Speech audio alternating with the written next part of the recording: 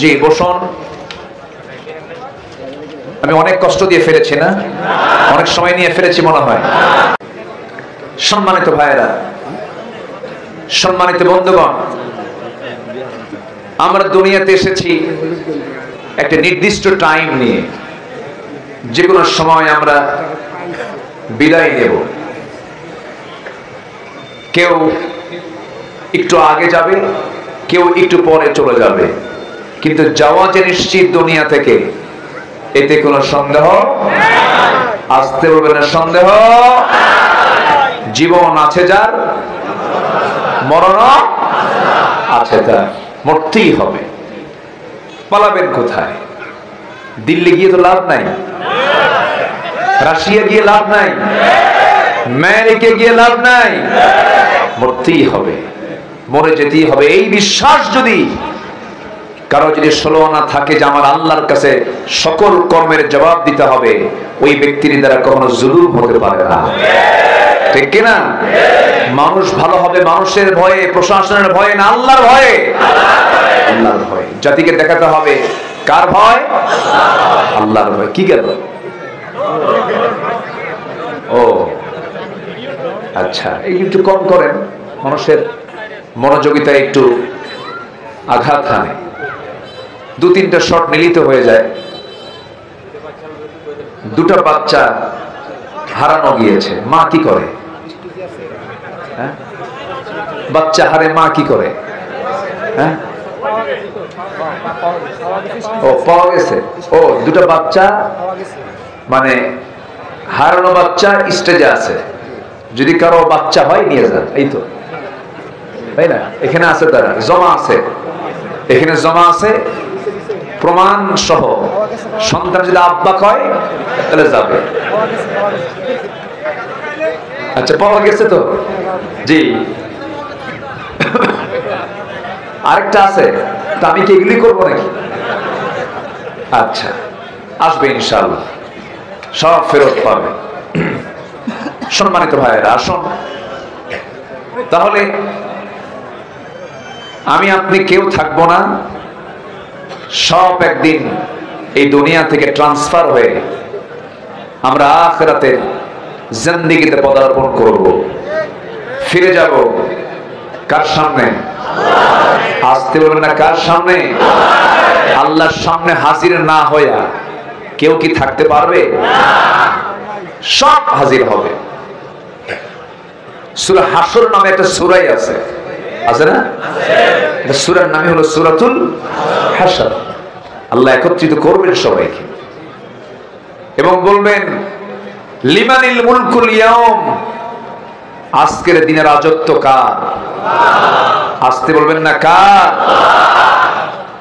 আল্লাহ রাব্বুল আলামিন বলেন তাবারাকাল্লাযী বিয়াদিহিল মুলকু ওয়া হুয়া আলা কুল্লি শাইইন কাদির। আরেক জায়গায় বলছেন মহান রব্বুল আলামিন কুলিল্লাহুম্মা মালিকাল মুলকি তুতিল মুলকা মান তাশা ওয়া তানজিউল মুলকা মিম্মান তাশা ওয়া তুইজ্জু মান তাশা ওয়া তুযিল্লু মান তাশা বিয়াদিকাল খায়রু ইন্নাকা আলা কুল্লি শাইইন কাদির। জোরে বলুন আল্লাহু আকবার। গোটা পৃথিবীর রাজত্ব আমার আল্লাহর হাতে। আল্লাহ যাকে চান তাকে সম্মান দেন, আবার যাকে চান তাকে লাঞ্ছিত করেন। সকল কল্যাণ একমাত্র কার হাতে? কার হাতে? আল্লাহর হাতে। আল্লাহ যাকে ধরেন ছাড়েন না, আর আল্লাহ যাকে ছেড়ে দেন তাকে কেউ ধরতে পারে না। সম্মানিত ভাইরা, কি পাওয়ার, কি অহংকার! শুধু বলেছে রাজাকারের নাতিরা চাকরি নেবে। কথার মধ্যে অহংকার আছে না নাই? আমার দেশ শুধু এক শ্রেণীর নয়, আমার দেশে সব শ্রেণীর বসবাস থাকতে হবে। ঠিক কিনা? হিন্দু মুসলিম সকল জাতি ধর্ম বর্ণ নির্বিশেষে সবার জন্যই এই দেশ বাংলাদেশ, ঠিক কিনা? 53 বছর পরে এরকম করে অহংকার সূচক কথা জাতি মানে নাই, জাতি মেনে নেয় নাই। তাদের মুখে এই সমস্ত কথাগুলো মানায় না দেশপ্রেমে। যারা ক্ষমতাচ্যুত হওয়ার সময় দেশে ঋণ রেখেছিল 18 লক্ষ কোটি টাকা এবং নিজেরাই পাচার করেছে 11 লক্ষ কোটি টাকা। পুকুর চুরি নয়, এই যেন সাগর চুরি। সম্মানিত বন্ধুগণ, সম্মানিত ভাইরা, অনেক কথা আছে, আস্তে আস্তে করে বলছে। আমাকে সময় দিচ্ছেন তো নাকি? একটু উঠতে দেরি করে ফেলছেন আপনারা, উঠাতে একটু আগে ভাগে উঠালে খুব ভালো হতো। মাহফিলের মূল প্রাণ হচ্ছে 9টা থেকে 11টা, বড় জোর। এটা হচ্ছে যৌবন টাইম মাহফিলের। সেই যৌবনকাল পার করে আমি উঠছি বুড়া কালে, একদম শেষ সময়, যে সময় মানুষ যাবার সময় বিভিন্ন চাপ এসে জমা হয়। যাই হোক, আপনি থাকলে আমি আছি, কোনো সমস্যা নাই তো? জোরে বলি ইনশাআল্লাহ। তাহলে আমরা দুনিয়া চাই না আখিরাত চাই? একটু মন দিয়ে বলবেন, দুনিয়া চাই না আখিরাত চাই? কোনটা শ্রেষ্ঠ? কোনটা পরিপূর্ণ? কোনটা চিরস্থায়ী? কিন্তু ব্যস্ত আমরা কি নিয়া? ব্যস্ত আমরা কি নিয়া? দুনিয়া নিয়া। হায়রে, এটা হলো না, ওটা হলো না, ওটা হলো না, কত পেরেশানি।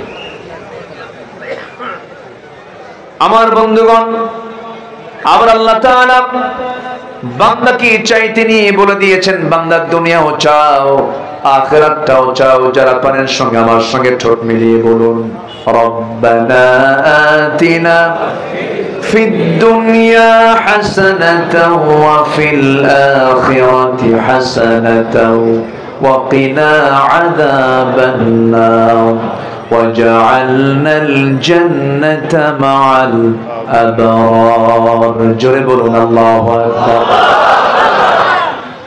আল্লাহ তাআলা, তুমি আমাকে দুনিয়ার হাসানা দিয়ে দাও, আখিরাতের হাসানাও দিয়ে দাও। দুনিয়াটা সুন্দর করে দাও, আখিরাতটাও সুন্দর করে দাও। দুনিয়াতে যার জীবনটা ইবাদত দিয়ে সুন্দর হয়ে যাবে, দুনিয়ার জীবনটা যার নামাজ দিয়ে সুন্দর হবে, যাকাত দিয়ে সুন্দর হবে, আল্লাহর পথে দান দিয়ে সুন্দর হবে, রোজা দিয়ে সুন্দর হবে, পর্দা দিয়ে সুন্দর হবে, হালাল রুটি রুজি দিয়ে যার জীবনটা সুন্দর হবে, এই দুনিয়ার সুন্দর যার হয়ে যাবে, হাসানা যার হয়ে যাবে, আখিরাতও তার জন্য সুন্দর হয়ে যাবে। দুনিয়াটা সাজাবো আমরা অন ইসলাম দিয়ে না ইসলাম দিয়ে? অন ইসলাম না ইসলাম? আমার দেশে বসবাস করে ইসলামের বিরুদ্ধে কথা বলে, আর যারা ইসলামের বিরুদ্ধে কথা বলেছে তারা এই 16 বছর আমাদের তালিকা করেছে। এখন সময় এসেছে আমাদের তালিকা তৈরি করা। আমি জাহাঙ্গীরনগর ইউনিভার্সিটির সামনে দিয়ে আসতে নিয়ে মনে হলো আমার সেই ইতিহাস, ঘৃণ্য একটা ইতিহাসের কথা। মানিক সাংবাদিকদের ডাক দিয়ে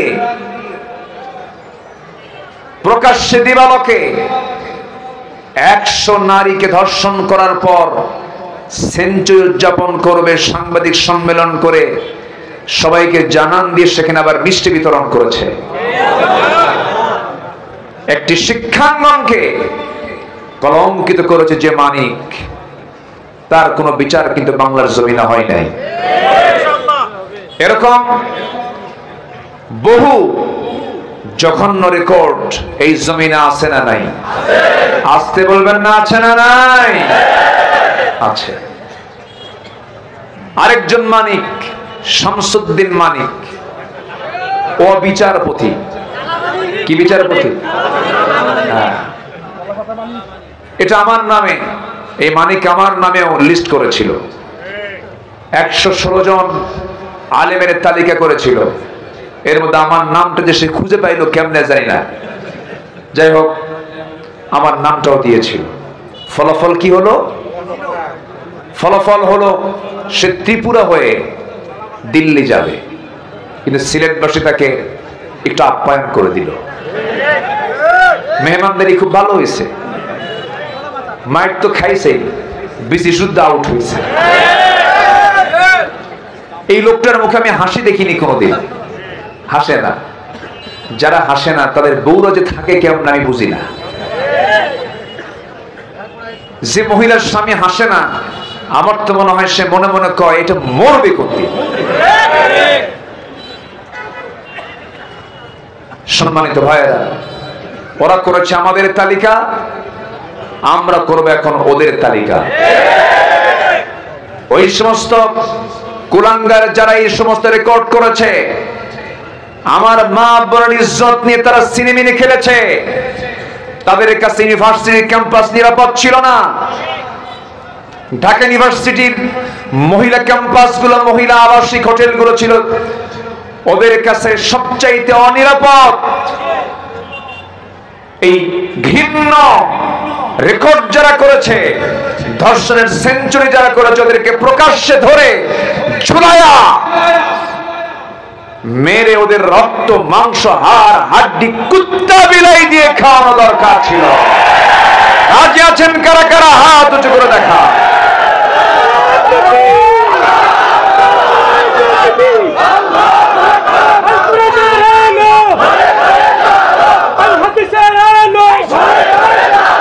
ইসলামের শত্রুরা,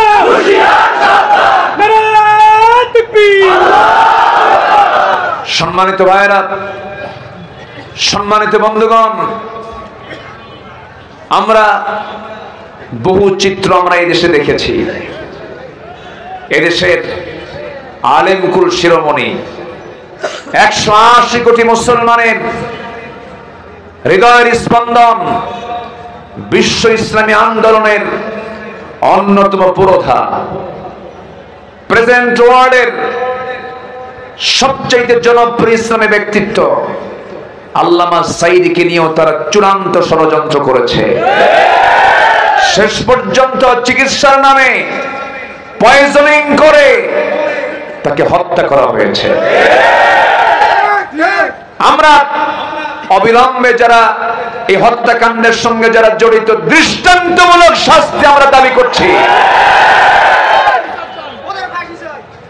সম্মানিত ভাইয়েরা, দিন এসেছে, দিন আরো আসবে। জোরে বলে ইনশাআল্লাহ, আরো জোরে ইনশাআল্লাহ। আল্লাহ কি না পারেন? দেশের শীর্ষস্থানীয় ধনী, হ্যাঁ, একটা গ্রুপের মালিক, লক্ষ লক্ষ কোটি টাকার মালিক, হলমার্ক শেয়ার বাজার ব্যাংক লুটের হোতা, কাম হলো না, নৌকায় চড়ছিল, মাথার চুল কালো বানাইছিল, দাড়িটাও কাটছিল, ঠিক কিনা? পাজামা খুলে লুঙ্গি বানায় পড়ছিল, পাঞ্জাবি খুলে গেঞ্জি পরে তরকারি সবজি বিক্রেতা সেজেছিল, কাম হয়নি। নৌকায় চড়েছে, সাথে ছিল আরেকজন আইনমন্ত্রী, তাকে দেখে চিনে ফেলে কোস্টগার্ড বলল, স্যার চলুন। আমি একা যাবো কেন? আমি তো জামাতের সাথে আসছি। কিসের সাথে? আমি একা আসিনি, সাথে আরেকজন আছে। কই?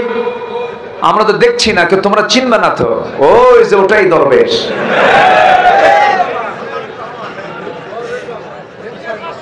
সম্মানিত ভাইয়েরা, সম্মানিত বন্ধুগণ, যুগে যুগে যারাই জুলুম করেছে তাদের অবস্থায় ফেরাউন, নমরুদ, হামান, আবু জেহেলদের পরিণতি হয়েছে। এটাই ইতিহাস। আল্লাহর কাছে আমরা কামনা করে সম্মানজনক জীবন, জোরে বলি আল্লাহুম্মা আমিন। আল্লাহ কবুল করুন, জোরে বলি আমিন। সম্মানিত ভাইয়েরা, মাইকম্যান খুব শক্তি লাগে, একটু আওয়াজ দেন, আমার গানে একটু পৌঁছায় দেন। সম্মানিত বন্ধুগণ, তাহলে আমরা দুনিয়া চাই না আখিরাত চাই? কিন্তু দুনিয়া যদি সুন্দর না হয় আখিরাত কি সুন্দর হবে? দুনিয়া সুন্দর হবে দুনিয়ার কোন কিছু দিয়া না, ইসলাম দিয়া। বলেন কি দিয়া? ইসলাম দিয়া। ইসলাম দিয়ে আমরা দুনিয়াটাকে সুন্দর করে নেব। আখিরাতের প্রস্তুতির জন্য কোরআনের ভাষায় 15টা আমরা বিষয় আমরা আমাদের জীবনে বাস্তবায়ন করব। নাম্বার 1 হলো আল্লাহ এবং রাসূলকে বিশ্বাস করব, সন্দেহ নিয়ে না, দ্বিধাহীন চিত্তে। সন্দেহ না, দ্বিধাহীন। আমরা ঈমান আনবো কার উপরে? রাসূল কি বাদ দেওয়া যাবে? বাদ দেওয়া যাবে? রাসূল বাদ দেওয়া যাবে না, আল্লাহকে তো বাদ দেওয়া যাবেই না। আল্লাহ রাব্বুল আলামিন সুন্দর করে বলছেন, ইন্নামাল মুমিনুনা আল্লাযীনা আমানু বিল্লাহি ওয়া রাসূলিহি সুম্মা লাম ইয়ারতাবু وجاهدوا بأموالهم وأنفسهم في سبيل الله أولئك هم الصادقون জোরে বলুন আল্লাহু আকবার। আল্লাহ রাব্বুল আলামিন প্রকৃত মুমিন কারা তাদের পরিচয় তুলে ধরতে নিয়ে দুটো বিষয় তুলে ধরেছেন এই আয়াতের মধ্যে। নাম্বার 1 হলো যারা আল্লাহকে মানবে, রাসূলকে যারা মানবে, বিশ্বাস করবে, কিন্তু বিশ্বাসে কোনো সন্দেহ রাখবে না। কার কথা? আসতে বলবেন না, কার কথা? সন্দেহ না রাখা মানে হলো ঈমান একটা বান্দার পরিপূর্ণ তখনই হবে যখন বান্দার সিনার মধ্যে কি থাকবে? কি থাকবে বলেন? আমরা আল্লাহকে চিনবো কি দিয়া? রাসূলকে চিনবো কি দিয়া? আখিরাতকে আমরা বুঝবো কি দিয়া? কোরআন দিয়া। আমি কি আলোচনা চালাবো? দুই একজন করে যে ওঠে, হ্যাঁ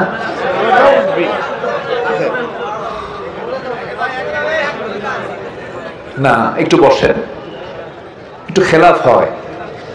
কত সময় কত দিকে চলে যায়। যদি কোনো বান্দা জানতো যে এই জায়গার বরকতটা কি,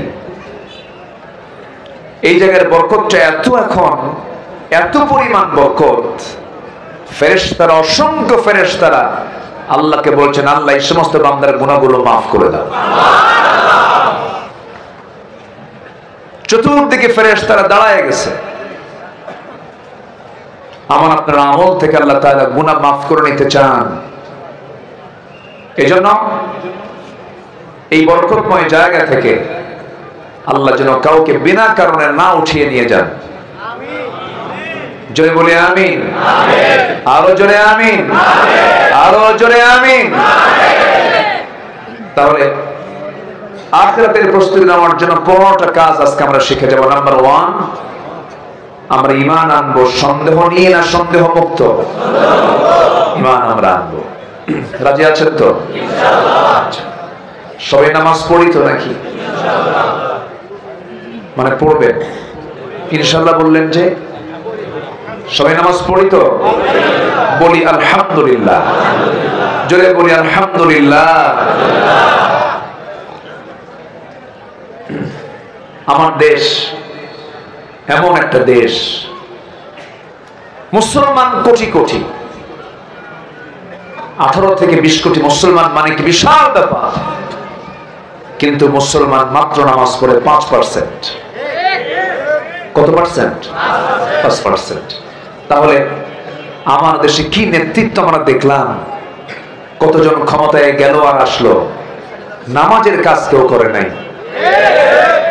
নামাজের দিকে জাতিকে আহ্বান করার এই দায়িত্ব ম্যাক্সিমাম নেতাদের ভিতরে ছিল না।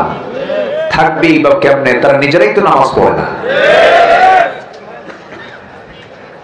যে দলের ভিতরে নামাজের কর্মসূচি নাই, যে দলের নেতাগুলো নিজেরাই নামাজ পড়ে না, দলীয় জনসভায় গিয়ে জোহর যায়, আসর যায়, মাগরিব যায়, জনসভা চলে, নামাজ চলে না।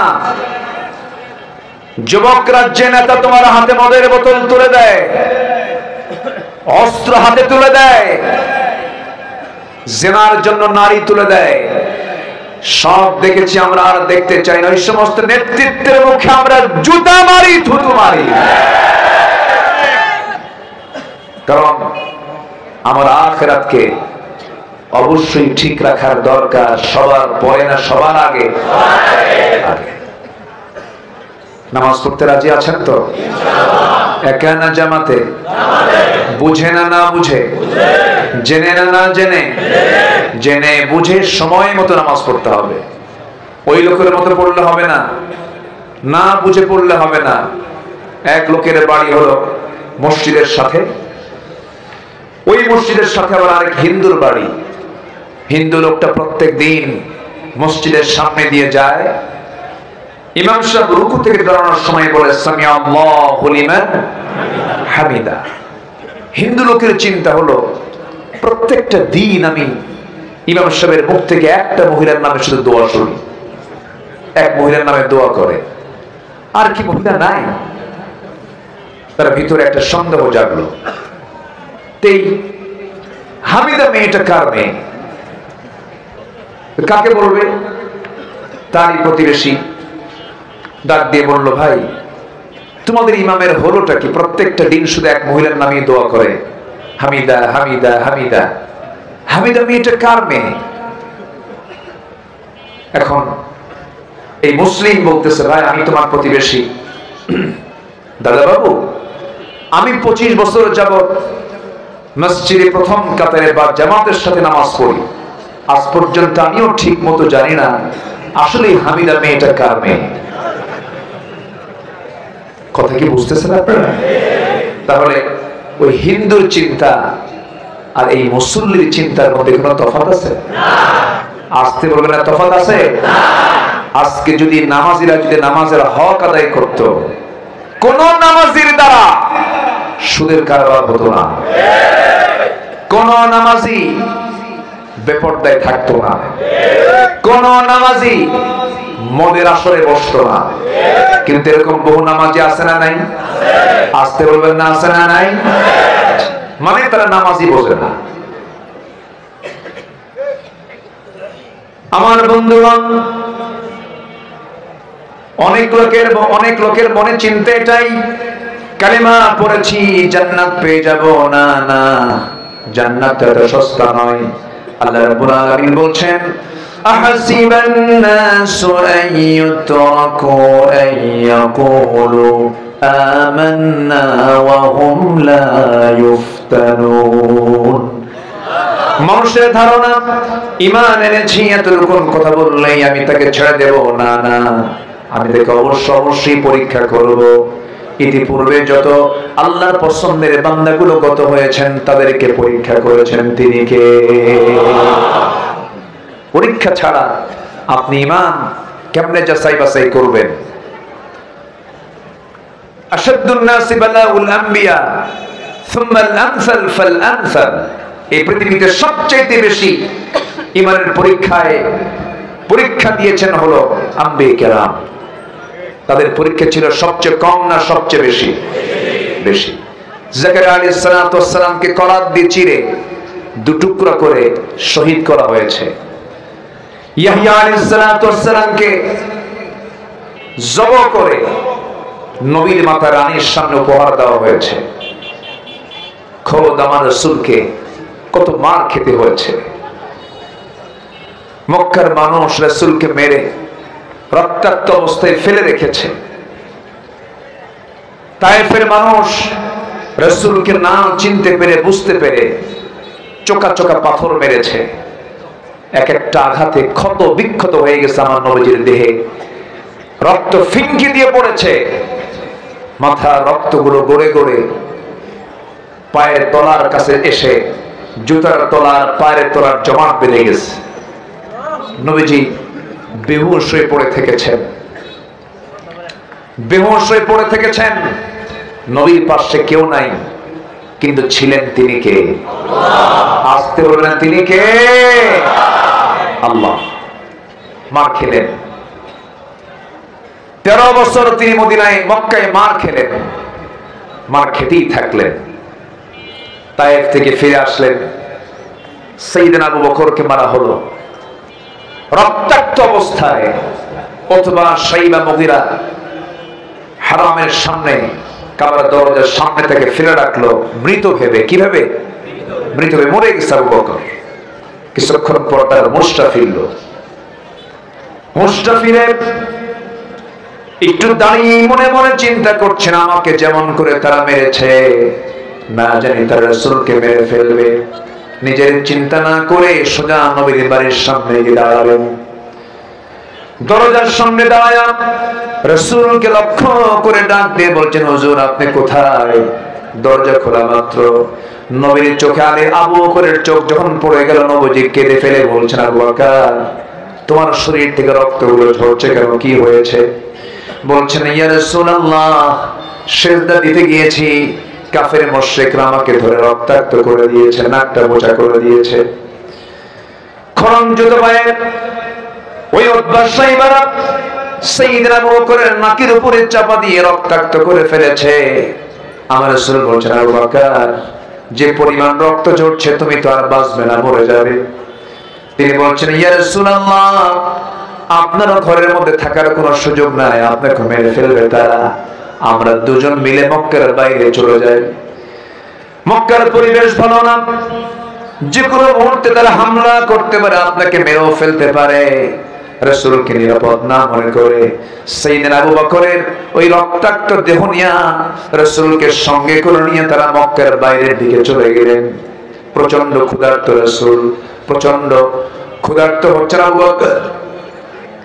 আমার নবীজি মেষপাল খুঁজলেন, উটের পাল খুঁজলেন, কোন পাল পেলেন না। ছোট্ট একটা ছাগলের পাল দেখতে পেলেন, ছাগল পালের সামনে গিয়ে দাঁড়ালেন। ছাগলের রাখালকে ডাক দিয়ে বলছেন, রাখাল রে একটা সাকি দেবে নাকি? সাকিটার দুধ দহন করে দুধটা আমি আমার বন্ধুকে পান করাবো। যে পরিমাণ রক্ত ঝরেছে আমার বন্ধু মারা যাবে, দেখো তো দয়া করে আমাকে একটা সাকি দেওয়া যায় নাকি? রাখাল বলছে, আপনি কি? আমি আপনাকে চিনি না, ছাগলগুলোর মালিক তো আমি নই। আমি যদি আপনাকে সাকি যদি দহনের যদি আপনাকে অনুমতি দিয়ে দেই, মালিকের সম্পদের খেয়ানত হয়ে যাবে আমার, আমি পারবো না। আমার নবীজি মুস্কি মুস্কি হাসি মেরে মনে মনে চিন্তা করছেন, আহারে এই মরু অঞ্চলের মরু ছাগলের রাখালের ঈমান নাই, কিন্তু ঈমানের যে গুণটা সেই গুণটা আছে। খুব খুশি হয়ে গেলেন। এবার নবীজি বলছেন, রাখাল বড় কোন সাগি আমাকে দিতে হবে না, ছোট্ট একটা সাগি দাও তো। সেই সাগিটা আমার দারুণ প্রয়োজন, আমাকে ছোট্ট সাগি দিলেই হবে। রাখাল মনে মনে চিন্তা করে আর মনে মনে ভাবে, লোকটা পাগল নাকি, ছোট্ট সাগি দিয়ে কি করবে সে?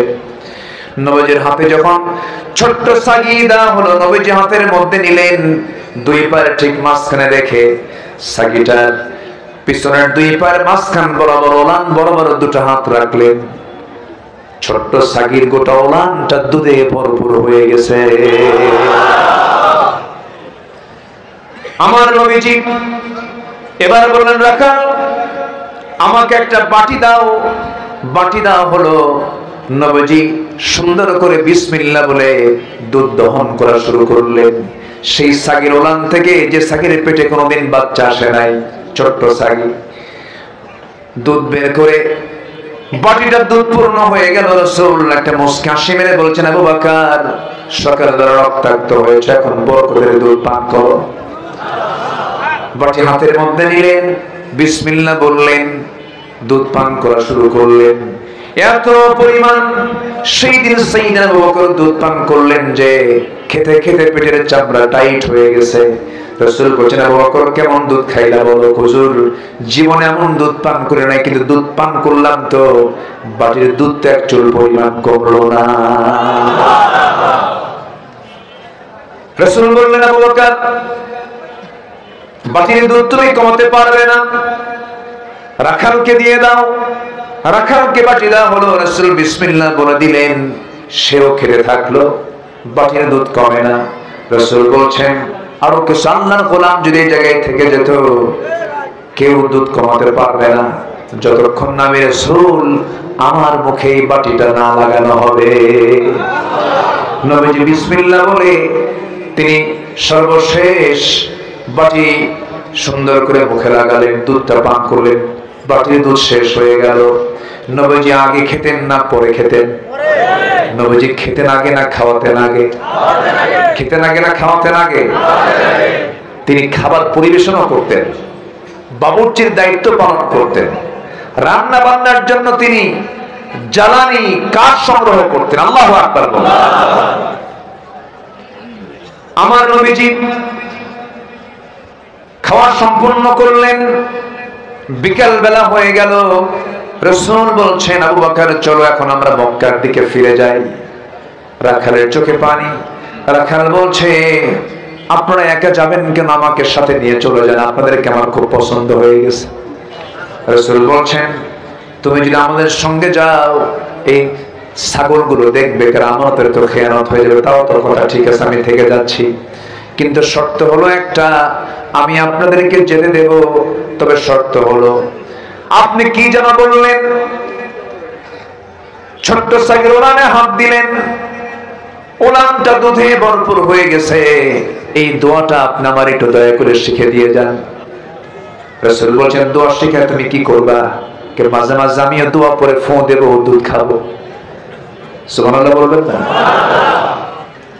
রাসূল বললেন, তোমার মুখে দোয়া তো কার্যকর হবে না, কারণ তোমার ভিতরে শিরকিয়াতের পচা দুর্গন্ধ ভিতরে রয়ে গেছে। শিরকিয়াতের পচা দুর্গন্ধ দূর করে ইমানের নূর, ইমানের আলো তোমার মধ্যে ঢুকাতে হবে। রাখাল এবার নবীর চেহারার দিকে তাকায় বলছে, আপনি কি মক্কার আব্দুল্লাহর পুত্র মুহাম্মদ বিন আব্দুল্লাহ? সুবহানাল্লাহ বলবেন না? হেদায়েতের মালিক কে? আসতে বলবেন না, হেদায়েতের মালিক কে? আল্লাহ তাআলা। আমার নবী বলছেন, কি মনে হয়? আমার তো এমনই মনে হচ্ছে, আমার তো এমনই মনে হচ্ছে আপনি আল্লাহর পয়গম্বর হবেন। আমার নবীজি বললেন, হ্যাঁ ওরা খান, তোমার অনুমান সম্পূর্ণ সঠিক, কোন সমস্যা নাই তোমার চিন্তা, তুমি এখন কি করবে বলো? সঙ্গে সঙ্গে রাখালটা হাত আগায় দিল। রাসূল তাকে পড়ায় দিলেন, আশহাদু আল্লা ইলাহা ইল্লাল্লাহু ওয়াহদাহু লা শারীকা লাহু ওয়া আশহাদু আন্না মুহাম্মাদান আবদুহু ওয়া রাসূলুহু। হেদায়েতের মালিক কে? আল্লাহ। আসতে বলবেন না, হেদায়েতের মালিক কে?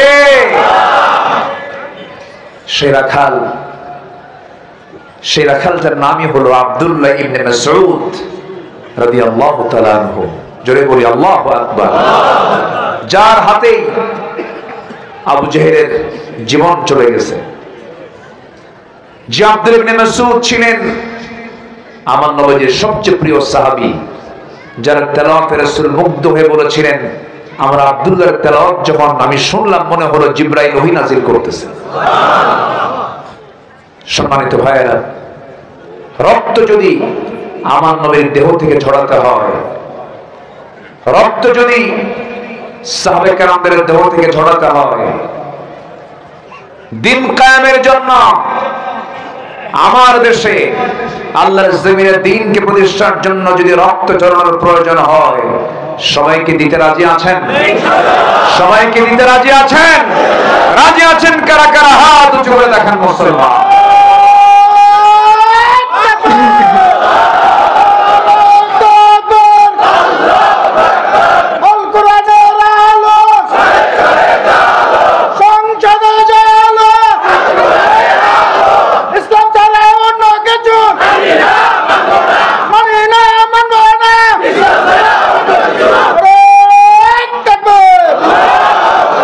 আল্লাহ কবুল করুন, জোরে বলি আমিন। আরো জোরে আমিন। বলবেন না কার উপরে? আল্লাহর উপরে। এরপর আল্লাহ বলছেন ওই আয়াতেই, ওয়াজাহাদু বিআমওয়ালিহিম ওয়া আনফুসিহিম ফি সাবিলিল্লাহ, যারা জিহাদ করবে মাল দিয়ে এবং জান দিয়ে। আল্লাহকে জান বলেছেন না মাল বলেছেন? মাল। মালের মহব্বত থাকলে জান দেওয়া যাবে না। এই জন্য আগে বলেন, আগে মাল দাও এরপরে জান দাও। কার কথা? আসতে বলবেন না কার কথা? আল্লাহর কথা। আমার বন্ধুগণ, অনেকে নামাজ পড়বে, অনেকে রোজা রাখে, অনেকে দান সদকা করে, কিন্তু জিহাদকে তারা মানতে চায় না। আসতে বলবেন না, আছে না? বলে যে নবীর যুগে জিহাদ হয়ে গেছে, এখন আবার কিসের জিহাদ? আমার দেশে কার বিরুদ্ধে জিহাদ করবেন? সবই তো মুসলমান। এই জাতীয় কথা বলার কিছু লোক আছে না নাই বলেন তো? আচ্ছা, আমার দেশে বাতিলের মোকাবেলা করার জন্য বাতিল শক্তি আমার আপনার সামনে আছে না নাই? আসতে বলবেন না, আছে না নাই? লতিফ সিদ্দিকী কয়, আমি কখনো আমিন বলি না, আমার কোনো পাপই নাই। কইছে না? বলছে কিনা? বলে আমার কোনো পাপই নাই। হুজুর শুধু আমিন কয়, আমি আমিন কই না। কত বড় বেয়াকুফ হলে পরে এই জাতীয় কথা বলতে পারে। অথচ আমার রাসূল বলেছেন, তুবু ইলাল্লাহ ফাইন্নী আতুবু ফিল ইয়াউমি 100 মাররা।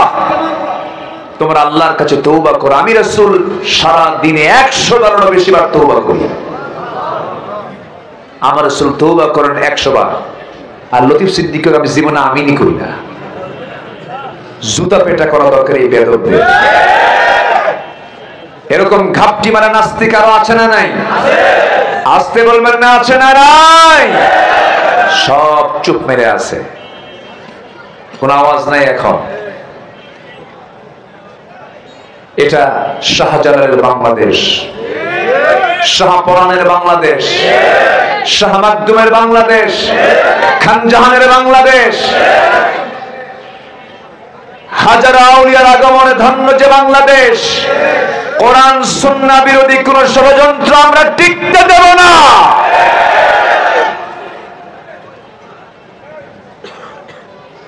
অনেক ষড়যন্ত্র তারা করেছে, অনেক ষড়যন্ত্রের জাল তারা বিস্তার করেছে।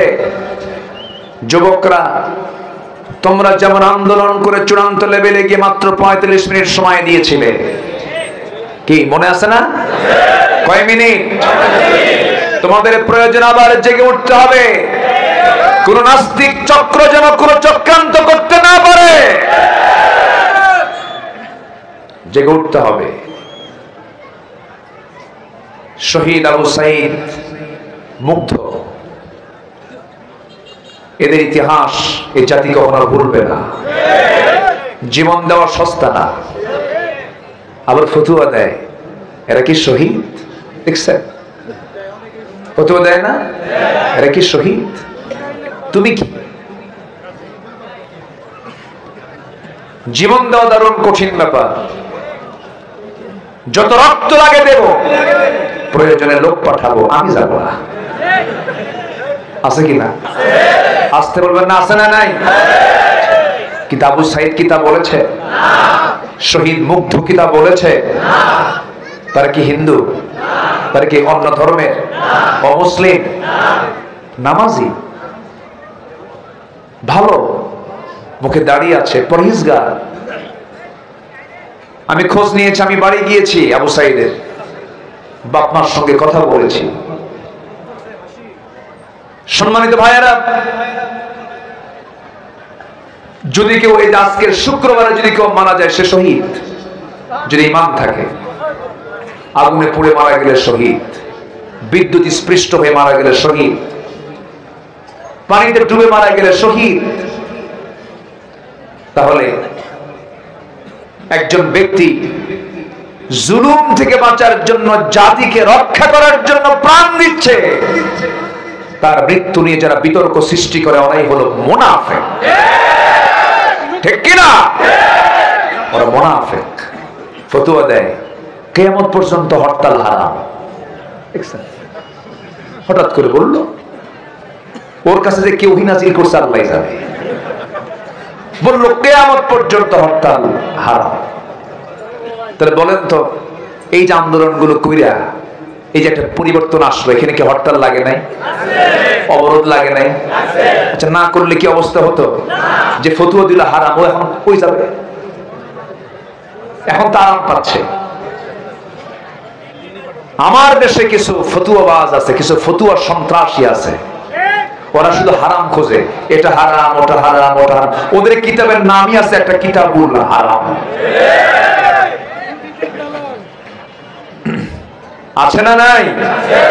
আল্লাহ তুমি মুনাফিকদের চক্রান্ত থেকে জাতিকে হেফাজত করো, জোরে বলি আমিন। 16 বছর আমার দেশের বহু আলেম ওলামা আছে, বহু টুপি দাড়িওয়ালা আছে, 16 বছর তাদের গায়ে একটা আঁচড়ও লাগে নাই, একটা মামলা নাই তাদের বিরুদ্ধে। 16 বছর তারা দালালি করেছে, যখন পরিবেশ ফিরে পেয়েছে চোরের মায়ের বড় গলা। আমরা বুঝি সব, মুনাফিকি বাদ দিয়ে লাইনে আসেন, মুনাফিকি বাদ দিয়ে তওবা করে ফিরে আসেন, গণজাগরণ মঞ্চে গিয়ে বলবেন আমি আমার জীবনের শ্রেষ্ঠ আমল করতে পারলাম। আপনি আলেম নামের কলঙ্ক, আপনার তওবা করা উচিত। কষ্ট পাচ্ছেন? শেষ করে দিলাম, একটু জিকির করি লা ইলাহা ইল্লাল্লাহ,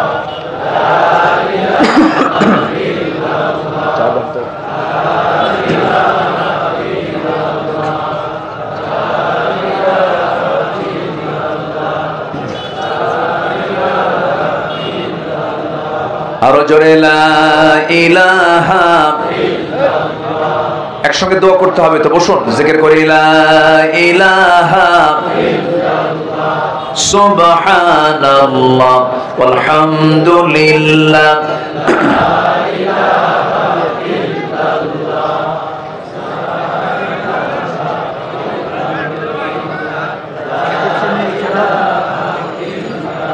আমি কিন্তু যেতে বলিনি, আমাকে না বলেই যাচ্ছেন। একটু বসুন কাইন্ডলি,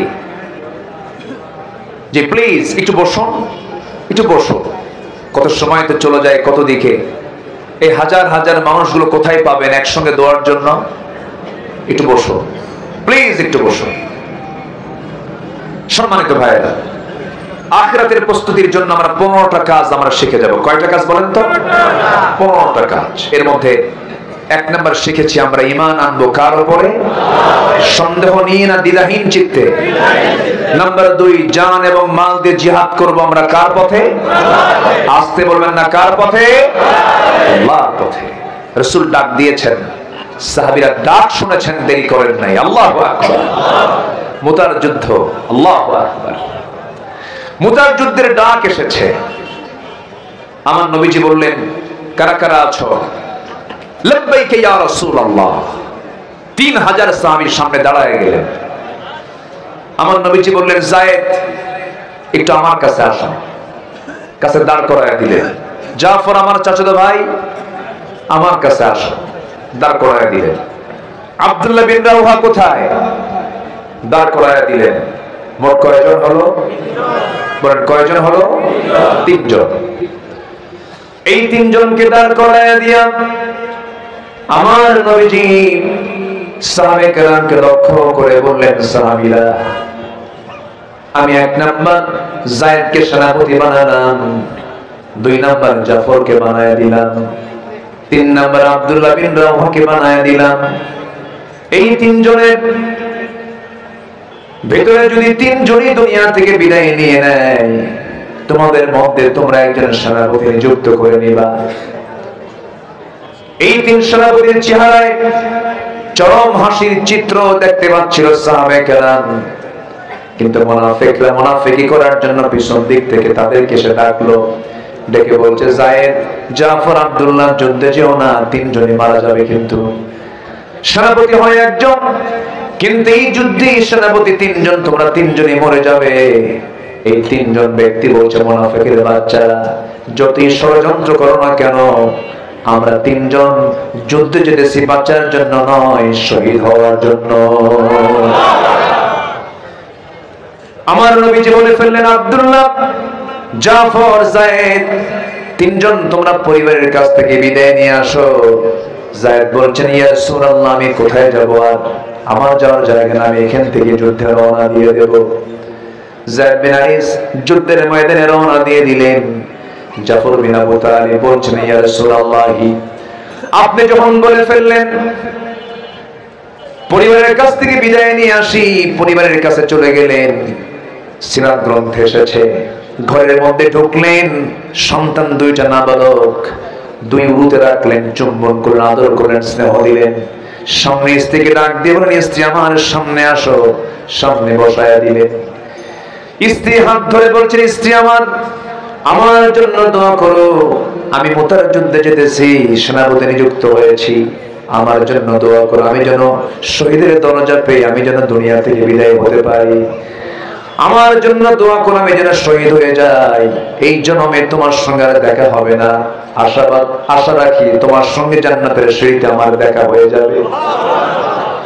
স্ত্রীর চোখে পানি দেখে জাফর বলছেন, স্ত্রী চোখে পানি কেন? তিনি বলছেন, আমার স্বামী যুদ্ধে যাবেন, আমি কেন আপনাকে বাধা দেব? আপনি যুদ্ধে যান, কিন্তু আপনি শহীদ হয়ে যান, আমি এটা কামনা করব না, এমন দোয়া আমি করব না। কারণ এই যে সন্তান দুইটা দেখতেছেন, সন্তান দুইটা নাবালক, আপনি যদি শহীদ হয়ে যান, সন্তানগুলো তো দুটো এতিম হয়ে যাবে।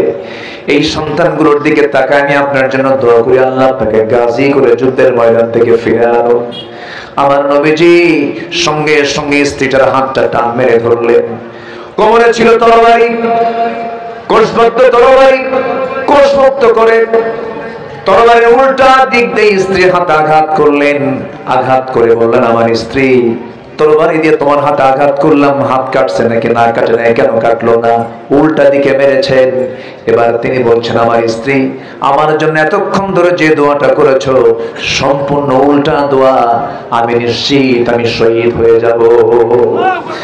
আমার আগে একজন সেনাপতি, পরে একজন সেনাপতি, আমি নিশ্চিত আমি শহীদ হয়ে যাব, নাকের মধ্যে জান্নাতের গন্ধ পাচ্ছি আমার স্ত্রী। এই কথা বলে ঘর থেকে একটা জোরে দৌড় মারলেন। পিছন দিক থেকে সন্তানগুলো কাটা কবুতরের মতো ছটফট করতে করতে আব্বা আব্বা বলে ডাকতে ডাকতে পিছে পিছে যাচ্ছে। ইতিহাসে লিখেছে, একটা বারের জন্য জাফর সন্তানদের দিকে ফিরে তাকান নাই। যুদ্ধে চলে গেছেন জাফর। আব্দুল্লাহ বিন রাওহা সবে মাত্র দুপুরবেলা বিয়ে করেছেন, বিকেলবেলা যুদ্ধের ডাক এসেছে। জাফর বিন আবু তালিব যুদ্ধে ঝাঁপিয়ে পড়লেন। আব্দুল্লাহ পরিবারের কাছ থেকে বিদায় নেওয়ার জন্য আসলেন। স্ত্রীর ঘরে প্রবেশ করলেন না। যে ঘরে স্ত্রী বসা আছে, রাতের বেলা বাসর ঘর হবে, সেই ঘরের সামনে গিয়ে দরজার পিছন দিকের শিকলটা লাগায় দিলেন। লাগাই দিয়ে বউকে ডাক দিয়ে বলছে, বউ রে, দরজার উল্টা দিকে দাঁড়াও, এই দরজা খুলবে না, কারণ পিছন থেকে শিকলটা লাগাই দিয়েছি। ভিতরে যাব না আমি, মোহাব্বত পয়দা হবে, প্রেম নিবেদন হয়ে যাবে, দেরি হবে যুদ্ধের ময়দানে যেতে, আমার জন্য দোয়া করো, আমি যেন শহীদ হয়ে আল্লাহর জান্নাতে যেতে পারি। বউটা বলে, স্বামী আমার, এমন স্বামী গ্রহণ করলাম যে স্বামীকে আমি সচক্ষে দেখতে পারলাম না একবারও, দয়া করে একটু ভিতরে আসুন, একটাবার যেন চিনতে পারি। কেন?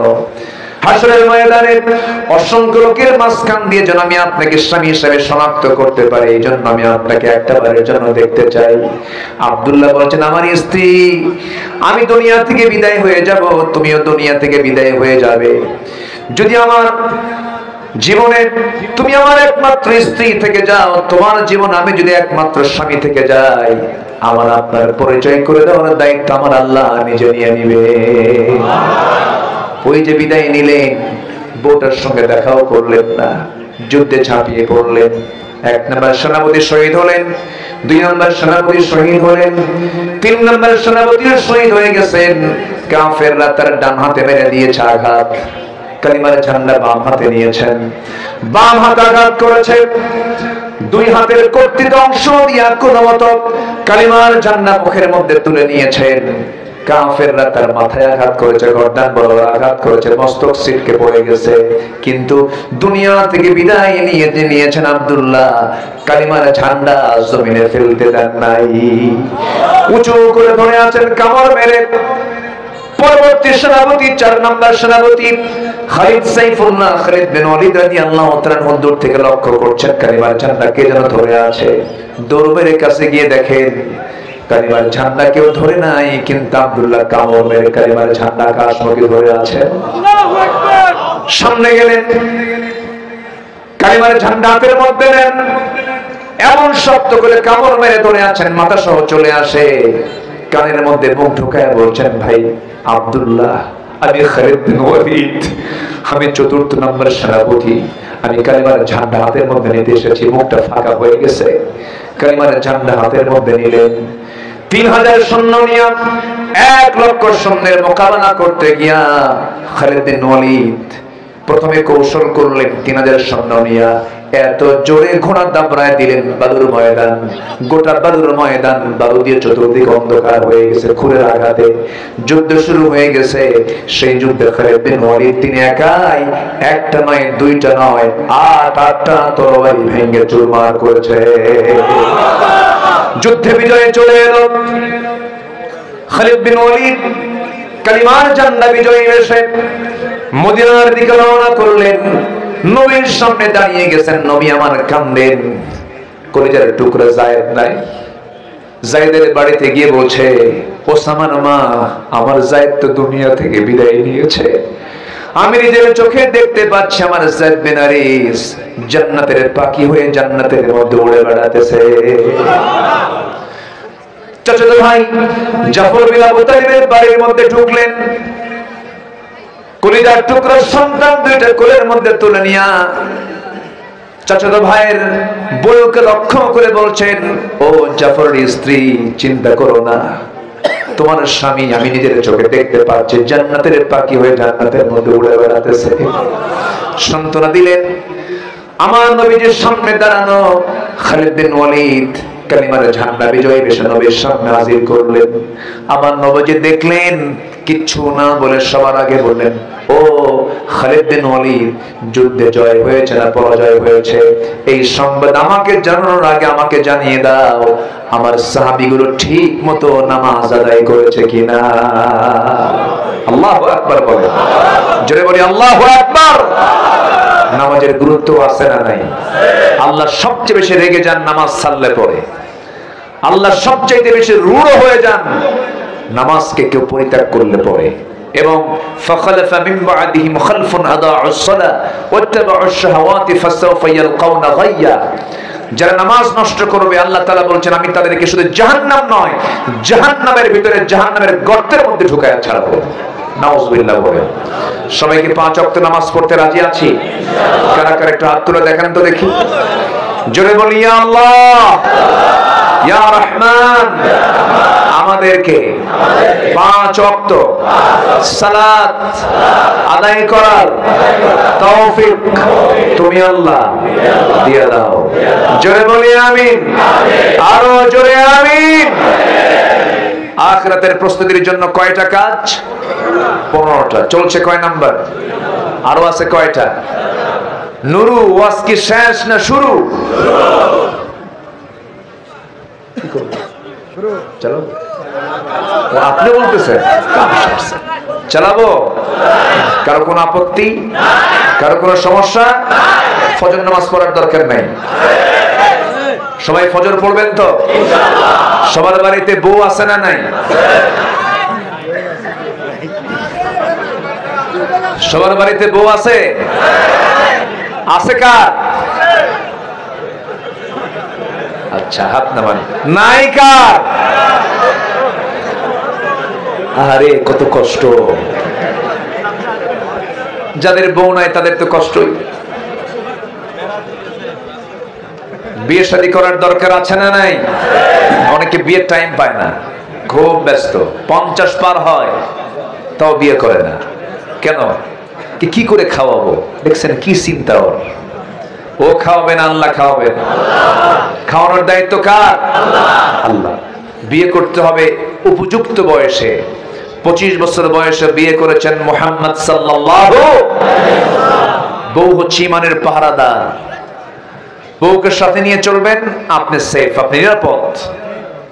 আপনি হয়তো কোন ইজি বাইকে চড়েছেন, আপনার সামনের সিটে কোন একটা পরনারী বসেছে, আপনার পাশে আপনার বউ, আপনি হঠাৎ করে আপনার নজরে যদি সেই পরনারীর দিকে একবার পরে 29 সেকেন্ড হয়তো দেখছেন আপনি, আর এটা যদি রিমার্ক করে রাখে আপনার বউ, খবর আছে। সারাদিন কিচ্ছু করবে না। সন্ধ্যার পর যখন বাড়িতে ফিরবেন, যখন বলবেন কি কি কবেন? নাম ধরেই তো ডাকতে হয়। কি বৃষ্টি, ঝর্ণা? ডাক দিলেন, থৌ তোমার ঝর্ণা, ছায়া থাকো আরেকদিকে। এই জন্য বউকে সাথে নিয়ে চলেছেন মুহাম্মদ সাল্লাল্লাহু। আমার নবীর প্রিয় সাথী ছিলেন বউ। প্রিয় সাথী কে? স্ত্রী ছিলেন। উহুদে আম্মা জান আয়েশা। হজের সফর তিনি রাসূল জীবনে করেছেন কয়বার? একবার। রাসূল জীবনে হজ করেছেন কয়বার? সে একবারের সফরে রাসূল স্ত্রী ছাড়া না স্ত্রী সহ সহ। আম্মা জান আয়েশা বলেন, যখন তিনি ইহরামের কাপড় বাঁধবেন আমার সঙ্গে তিনি সহবাস করলেন, ফরজ গোসল সম্পূর্ণ করলেন, এরপর ইহরামের কাপড় তিনি বাঁধলেন।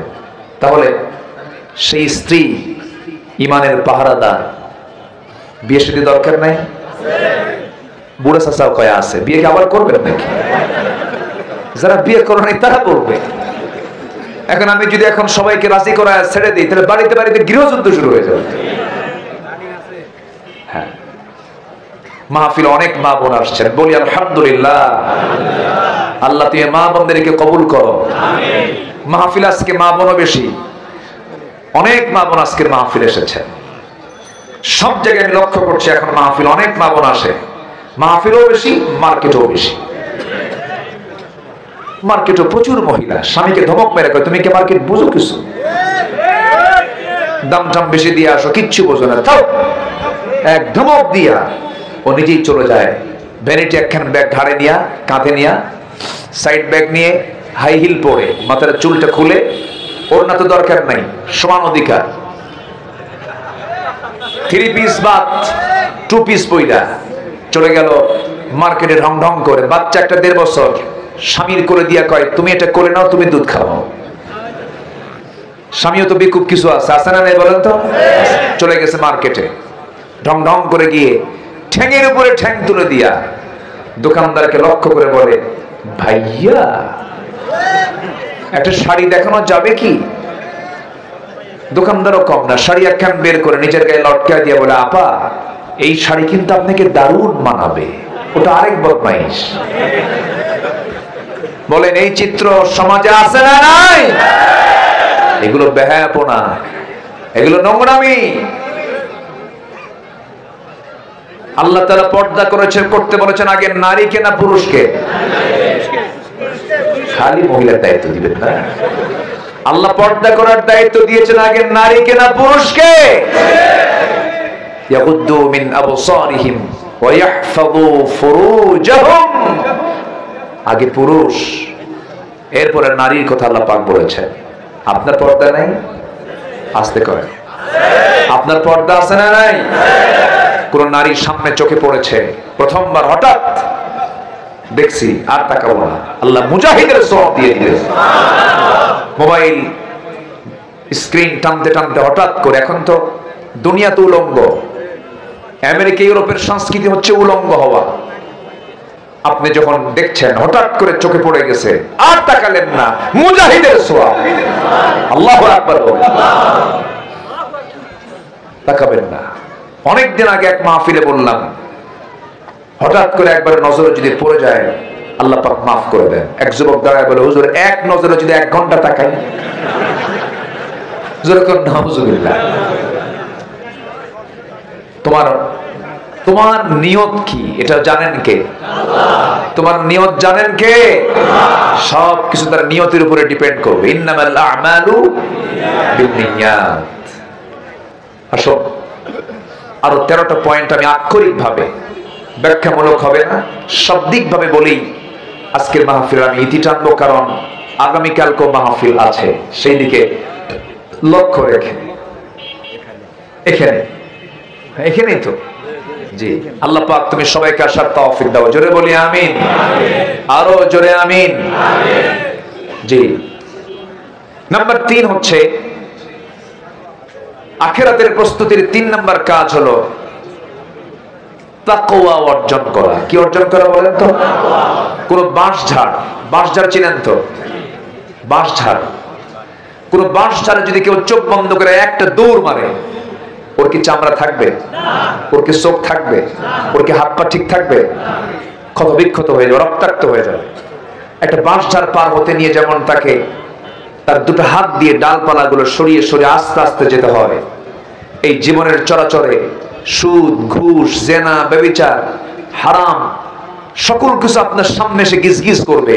এগুলোকে আপনি হাত দিয়ে সরায়া দিয়ে সমস্ত হারামকে বর্জন করে হালাল জীবন গ্রহণ করেছেন, এটার নাম হলো তাকওয়া। এটার নাম কি? তাকওয়া। নাম্বার 3, ন্যায় বিচার প্রতিষ্ঠা করা। 16 বছর আমরা দেখেছি ন্যায় বিচার না অন্যায় বিচার? ন্যায় বিচার না অন্যায় বিচার? অন্যায়, অবিচার আমরা দেখেছি। নাম্বার 5 হলো দিনের সঠিক ইলম অর্জন করা। ইলম তাহসিল না করলে পরে আপনার ঈমানটা যে কোনো মুহূর্তে শয়তান ছো মেরে নিয়ে যাবে। নাম্বার 5 হলো অধিক সংখ্যক নেক আমল করা। ইন্নাল্লাযীনা আমানু ওয়া আমিলুস সালিহাতি কানাত লাহুম জান্নাতুন নাঈম। জোরে বলুন আল্লাহু আকবার। নাম্বার 6 হলো ধৈর্য ধারণ করা। নাম্বার 7 হলো আল্লাহর প্রতি ভরসা রাখা। আল্লাহর উপরে ভরসা আছে যার, এই দুনিয়াতে টেনশনও নাই তার। ওয়ামাইয়াতাওয়াক্কাল আলাল্লাহ ফাহুয়া হাসবুহ। আল্লাহর প্রতি যার তাওয়াক্কুল আছে তার জন্য আল্লাহ নিজেই যথেষ্ট হয়ে যান। নাম্বার 9 হলো দুনিয়ার ভোগ বিলাসে নিমগ্ন না হয়ে আখিরাতের আবাসকে মূল লক্ষ্য হিসেবে স্থির করা। ওয়ামা হাযিহিল হায়াতুদ দুনিয়া ইল্লা লাইবুন ওয়া লাহওয়া ইল্লা লাহওয়া ওয়া লাইব ওয়া ইন্নাদ দারাল আখিরাতা লাহিয়াল হায়াওয়ান লাউ কানু ইয়ালামুন। জোরে বলুন আল্লাহু আকবার। নাম্বার 10 হলো নিজে এবং পরিবারকে জাহান্নাম থেকে বাঁচানোর চেষ্টা করা। কু আনফুসাকুম ওয়া আহলিকুম নার। জোরে বলুন আল্লাহু আকবার। নাম্বার 11 হলো তওবা করা। কি করা? জোরে বলেন, আরো জোরে। কার কাছে তওবা করব? আল্লাহর কাছে আমরা তওবা করব। গুনাহ হবে আমার, তওবা করে মাফ করে দিবেন কে? আল্লাহ তাআলা। তওবা গুরুত্বপূর্ণ বিষয়। সব সময়ের জন্য তওবার দোয়াটা আমরা পড়ব, ফিরে আসব। অজ্ঞতাবশত বিজাহালাতিন, কোন অজ্ঞতাবশত ভুল হয়ে গেলে সে যদি মাফ চায় আল্লাহ তাকে মাফ করে দেন। আল্লাহু আকবার। নাম্বার 12 হলো আল্লাহর পথে ব্যয় করা। কার পথে ব্যয় করা? ব্যয় করলে আল্লাহ বাড়ায় দেন ডাবল ডাবল। كمثل حبة أنبتت 7 سنابل في كل سنبلة 100 حبة। আল্লাহু আকবার। নাম্বার 13 হলো শিরকের অন্তর্ভুক্ত সকল পাপ থেকে নিজেকে বাঁচিয়ে রাখা। কারণ শিরক আছে যার, জান্নাত। জোরে বলেন, শিরক আছে যার, জান্নাত নাই। একদম সোজা কথা। আল্লাহ রাব্বুল আলামিন বলেন, মুনিবিনা ইলাইহি ওয়াত্তাকুহু ওয়া আকিমুস সালাতা ওয়া লা তাকুনু মিনাল মুশরিকিন। নাম্বার 14 হলো আল্লাহ প্রদত্ত একমাত্র সঠিক পথের অনুসরণ করা। ওয়া ইন্না হাযা সিরাতি মুস্তাকিমা।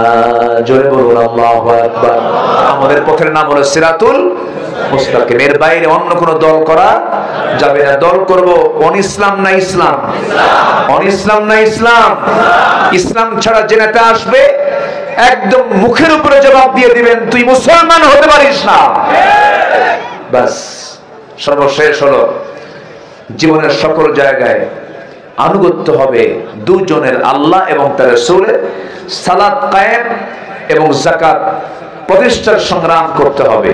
সবাইকে রাজি আছেন? আল্লাহ তাআলা আখিরাতের প্রস্তুতিমূলক এই 15টি কাজের আঞ্জাম দেওয়ার তৌফিক সবাইকে দান করুন। নামাজের মতো করে বসে